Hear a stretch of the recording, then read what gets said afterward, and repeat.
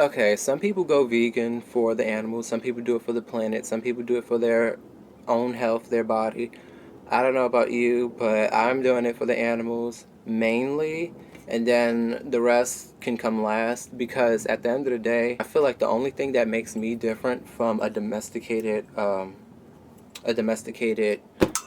pig or a cow or chicken or any of these factory farm animals that's being raised for food, the only thing that makes me and them different, or you and them, is our circumstances, accidents of birth. I didn't ask to be born human, but I was accidentally born human. I mean, I didn't ask to be born Latino or Latino. I didn't ask to be born brunette, but I just happened to be. Those were the circumstances that fell into my life. And so now I have to work with it. But I didn't ask for it, that's what I'm saying. Just like pigs who are born pigs, they didn't ask to be born pigs, they just happened to be born into a situation that they had no control over. Or let's take it a step back. Slaves. Slaves, they didn't ask to be born slaves. They're human. They were born human.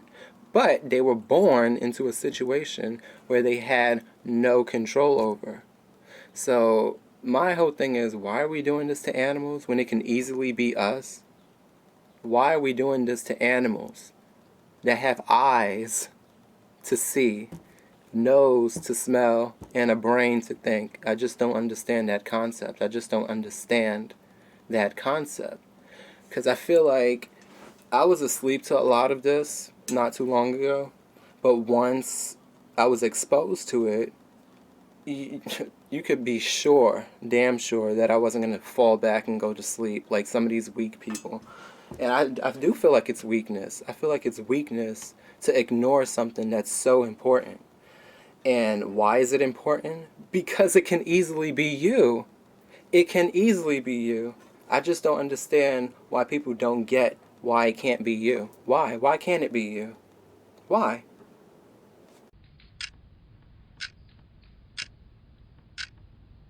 And another thing, I don't understand what's the difference between eating a dog and eating a pig.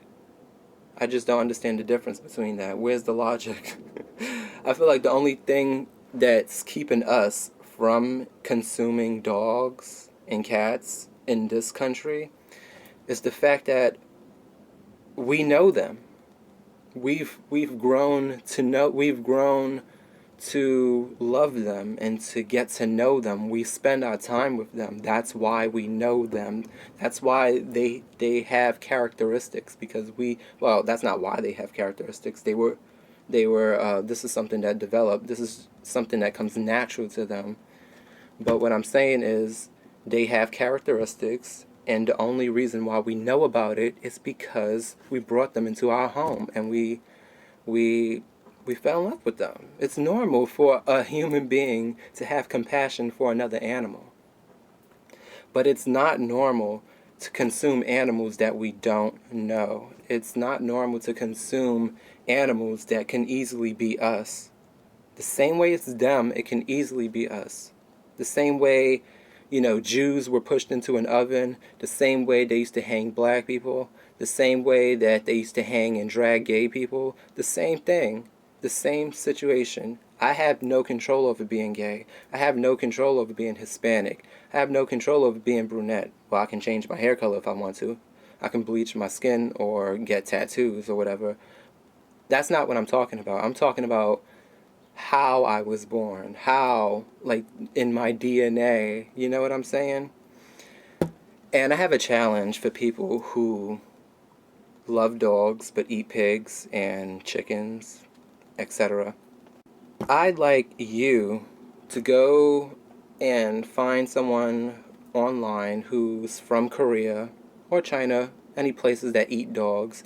I'd like you to get into a nice, good old debate into why you think they should stop eating dogs and cats, but why you should continue eating pigs and domesticated animals in the U.S. So I'd like to see that go down. That would be a really interesting debate to see why people love dogs but eat pigs.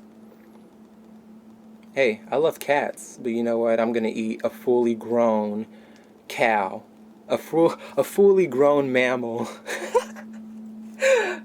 That is some funny. People are funny. This is a ass backwards country girl. Well, anyways, I'm done with my rant today, but I do want to show you something.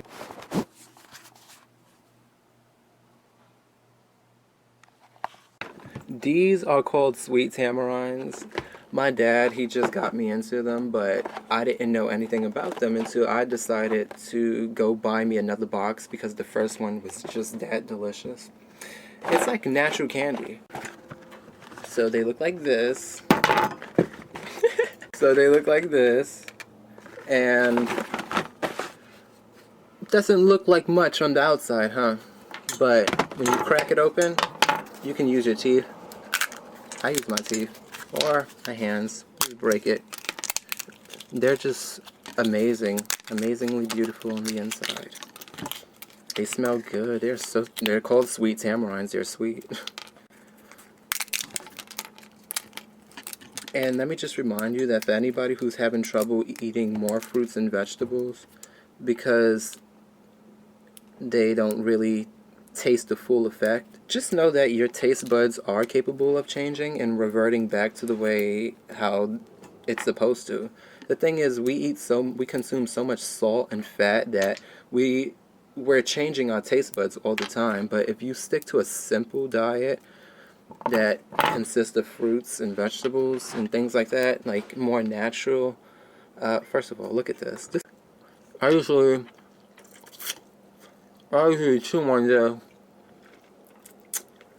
I didn't even get to the good part yet.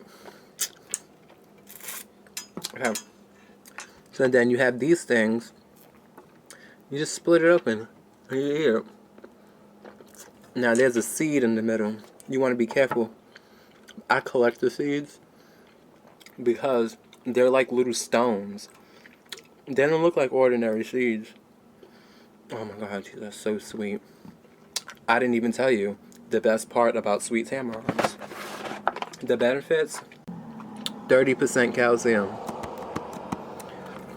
That blew my mind.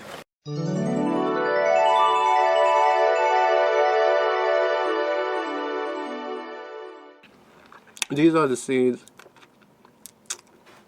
And I've been started collecting them. They're like, I'm pretty sure you could like make a necklace out of these things. Sweet tamarine seeds. Okay, so these are seeds, and I feel like by making this video, I planted my seeds. And I hope you guys have a good day. Mwah.